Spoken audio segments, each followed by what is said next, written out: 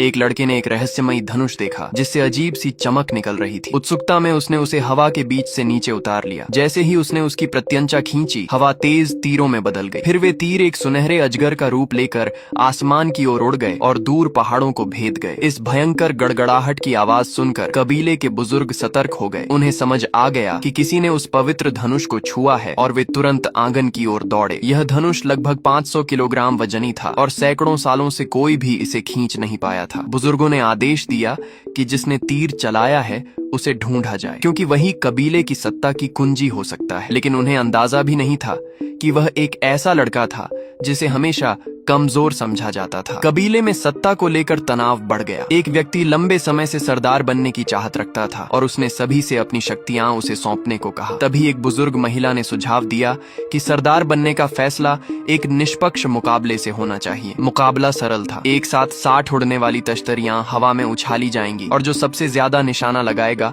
वही विजेता होगा। पहले दौर में एक महिला ने भाग लिया। उसकी क्षमता कम आंकी जाती थी और वह सिर्फ एक तश्तरी को ही निशाना बना पाई। लोग उसका मजाक उड़ाने लगे। तभी उस लड़के ने चुपके से एक संकेत दिया जिससे उसे हवा की दिशा समझ आ गई। उसने अपनी जगह बदली और दोबारा प्रयास किया। इस बार उसने 9 तश्तरियों को गिरा दिया। इसके बावजूद लोग उसे कमजोर ही समझते रहे। विरोधी पक्ष का एक शिष्य आगे आया और पहले ही द्वार में 6 निशाने लगाए। उसे अपनी जीत का पूरा भरोसा था। लेकिन जब उसने दूसरा प्रयास किया तो लड़के ने गुपचुप तरीके से तीरों की दिशा प्रभावित कर दी। इस बार वह सिर्फ 3 तश्तरियां ही गिरा पाया। अब मुकाबला और रोचक हो गया। अगले दौर में एक और प्रतिभागी आया जिसने पहले ही प्रयास में 16 और फिर अगले में 10 तश्तरियां गिरा दी। उसकी ताकत देखकर सभी दंग रह गए। वह घमंड से भरकर चुनौती देने लगा कि कोई उसे हरा कर दिखाए। तभी वही बुजुर्ग महिला उस लड़के के पास गई और उसे मंच पर जाने को कहा। सब लोग हंसने लगे। उन्हें लगा एक बच्चा क्या कर पाएगा, लेकिन महिला को उसकी असली ताकत का अंदाजा था। लड़का मंच पर चढ़ा।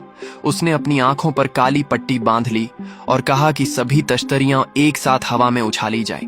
जैसे ही तश्तरियां ऊपर उठीं, उसने सिर्फ अपनी सुनने की क्षमता के सहारे उनकी स्थिति का अंदाजा लगाया और अपने डार्ट्स फेंके। डार्ट्स हवा में तेजी से घूमे और पलक झपकते ही सभी तश्तरियों को चकनाचूर कर दिया। तभी सभी को एहसास हुआ जिसे वे कमजोर समझते थे वही असल में सबसे बड़ा उस्ताद था।